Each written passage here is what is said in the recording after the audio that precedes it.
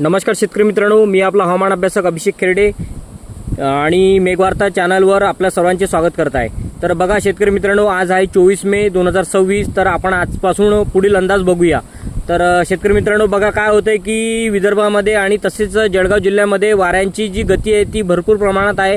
साधारण 35 ते 40 किलोमीटर प्रति तास या वेगाने वारे वाहत आहे आणि ही जे वारे आहे ती रोज सकाळी 12 पर्यंत आपल्याला सकाळपासून ते 12 वाजेपर्यंत आपल्याला बघायला मिळणार आहे। तर शेतकरी मित्रांनो, आज आपण बघूया नेमका पाऊस कुठे राहणार आहे। तर बघा, मध्य महाराष्ट्रामध्ये आज नाशिक जिल्ह्यामध्ये पेठ, सुरगाणा तसेच निफाड वगैरे, कसबे, सुकेने आणि इकडे सटाणा, येवला या परिसरामध्ये आज सुद्धा पावसाचं वातावरण जे आहे ते राहणार आहे आणि साधारण ते जे वातावरण आहे ते मालेगावपर्यंत जाताना आपल्याला दिसत आहे। तर शेतकरी मित्रांनो, आज पावसाच्या इतरत्र ॲक्टिव्हिटीज फार कमी दिसत आहे आणि इथून इकडे पुढे पाऊस हा कमी होताना दिसतोय।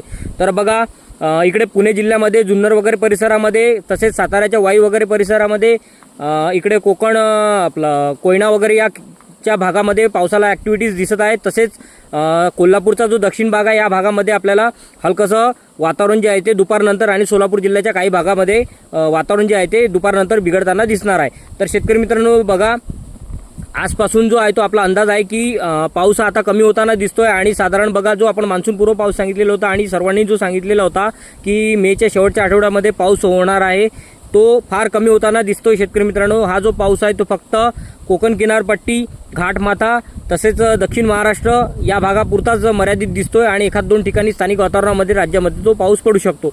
विदर्भामध्ये अजूनही उष्णतेची लाट राहणारच आहे शेतकरी मित्रांनो आणि साधारण आपल्याला उष्णतेची जी लाट आहे ती साधारण 30 मे पर्यंत आपल्याला बघायला मिळणार आहे। 30 मे नंतर विदर्भामध्ये 31 तारखेपासून ते 2 जून दरम्यान हलक्याशा पावसाच्या ॲक्टिव्हिटीज आपल्याला बघायला मिळणार आहे आणि हा जो पाऊस आहे तो पूर्व विदर्भाकडनं सुरू होऊन पश्चिम विदर्भाकडे जाताना दिसतोय।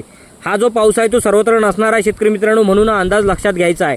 तर बघा काय होतंय की मान्सूनपूर्व पाऊस हा सुद्धा कमी दिसतोय। आपण एक तरुण भारतला सुद्धा पेपरमध्ये दिलेलं होतं की मे अखेरपर्यंत मान्सूनपूर्व पावसाचे जे आहे ते ॲक्टिव्हिटीज फार कमी राहतील राज्यामध्ये आणि त्यानुसार घडताना दिसत आहे। तर बघा शेतकरी मित्रांनो, आता तापमान जे आहे ते 30 तारखेला आपल्याला कमी होताना दिसणार आहे, 30 मे रोजी।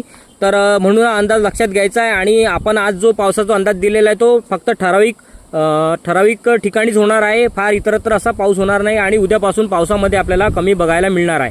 तर म्हणून हा अंदाज लक्षात घ्यायचा आहे शेतकरी मित्रांनो आणि चॅनलला नवीन असाल तर सबस्क्राईब जरूर करा। धन्यवाद।